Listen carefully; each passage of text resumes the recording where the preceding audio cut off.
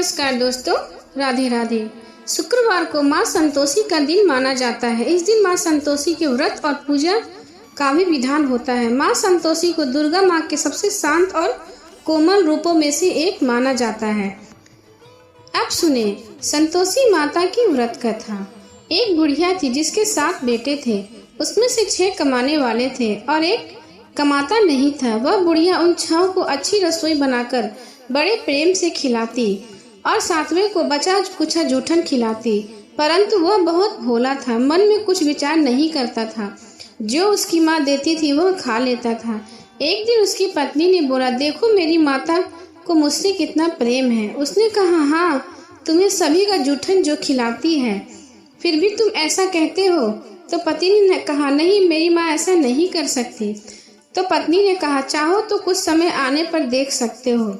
एक दिन बहुत बड़ा त्योहार आया। बुढ़िया ने 7 प्रकार के भोजन और चूरमे के लड्डू बनाए।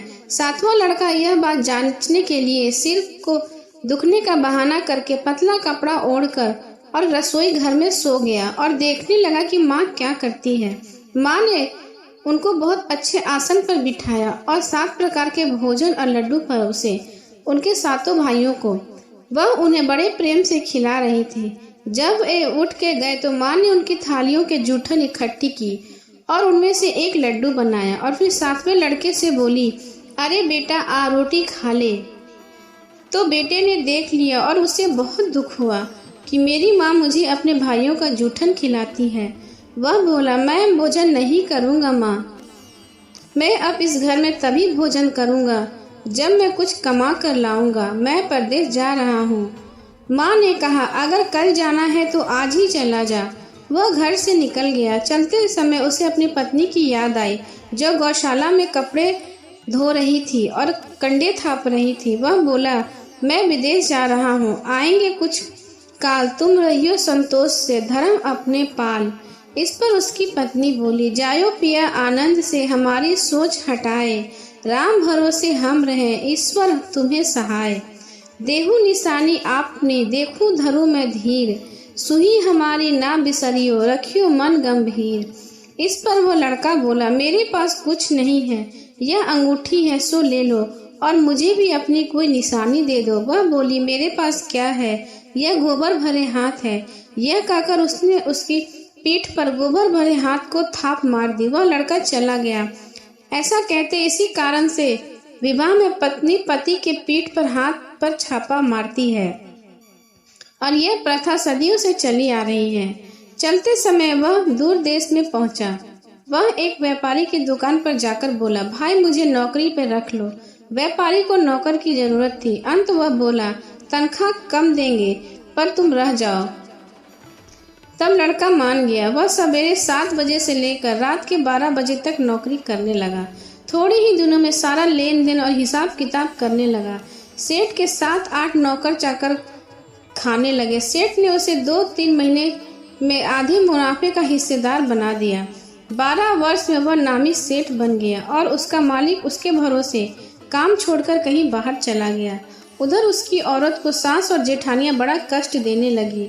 वे उसे लकड़ी ले जाने जंगल भेजती, भूसे की रोटी देती, फूटे नारियल के खोपड़े में पानी देती। वह बड़े कष्ट से जीवन बिता रही थी।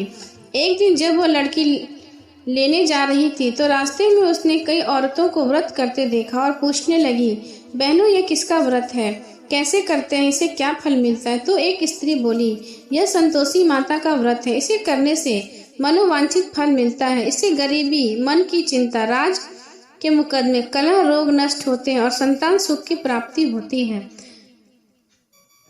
और बाहर गए पति के दर्शन होते हैं। उसने उसे व्रत करने की विधि बता दी।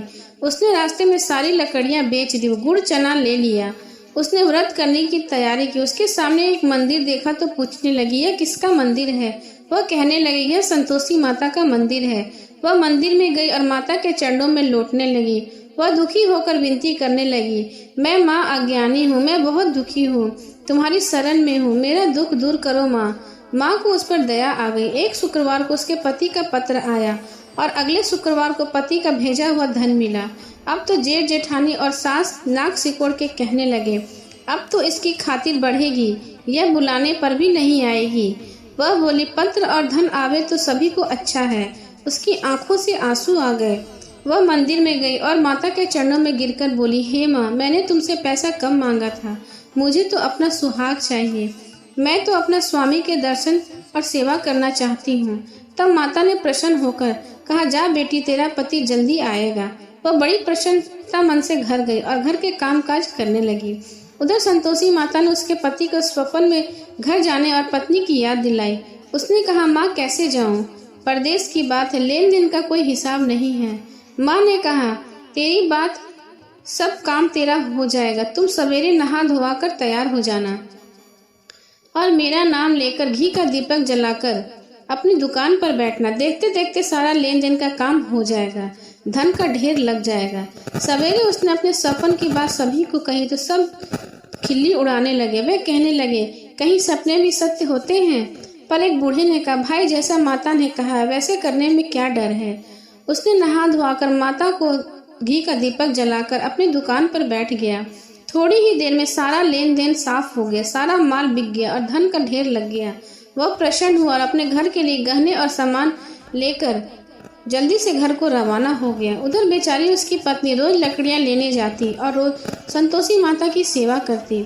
उसने माता से कहा, हे माँ, यह धूल कैसे उड़ रही है। माता ने कहा, तेरा पति आ रहा है, तू लकड़ियां के 3 बोझ बना ले, एक नदी के किनारे रख, एक यहाँ रख और तीसरा अपने सिर पर रख ले। तेरा पति के दिल में उस लकड़ी के गट्ठे को देखकर मोह पैदा होगा। जब वो यहाँ रुक जाए कर नाश्ता पानी कर कर घर जाएगा, तब तू लकड़ियां उठाकर अपने घर जाना और चौक के बीच में गट्ठा डालकर जोर जोर से 3 आवाजें लगाना।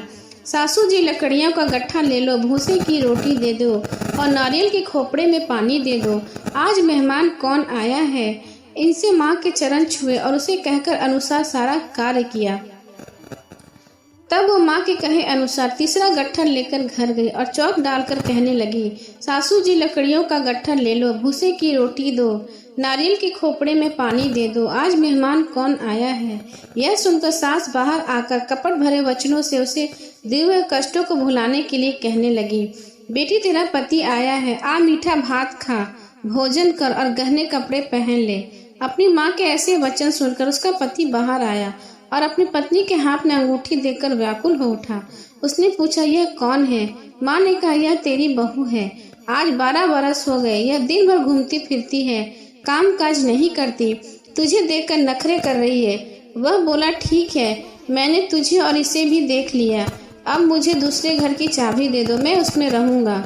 माँ ने कहा, ठीक है, जैसी तेरी मर्जी, और उसने चाबियों का गुच्छा पटक दिया। उसने अपना सारा सामान तीसरे मंजिल के ऊपर कमरे में रख दिया। एक ही दिन में वह राजा के समान ठाट बाट से रहने लगा।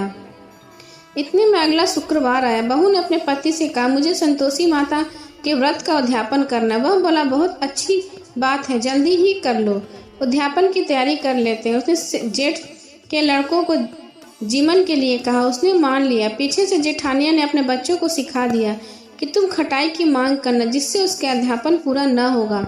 लड़कों ने जिम कर खटाई मांगी। बहू ने कहा, भाई, खटाई किसी को नहीं दी जाएगी, यह तो संतोषी माता का प्रसाद है। लड़के खड़े हो गए और बोलने लगे, मुझे पैसे दे दो, मुझे हमें खटाई खानी है। वह बोली कुछ न बोल सकी और बहुत वो भोली थी। उसने क्या किया, बच्चों को पैसे दे दिए और बच्चे इमली और खटाई मांगकर खाने लगे। इस पर संतोषी माता ने उस पर रोष किया। राजा के दूत उसके पति को पकड़कर ले गए। वह बेचारी बड़ी दुखी और रोती हुई माता जी के मंदिर में गई और उनके चरणों में गिरकर कहने लगी, हे माता, यह क्या किया, हंसाकर अब तूने मुझे क्यों रुला दिया।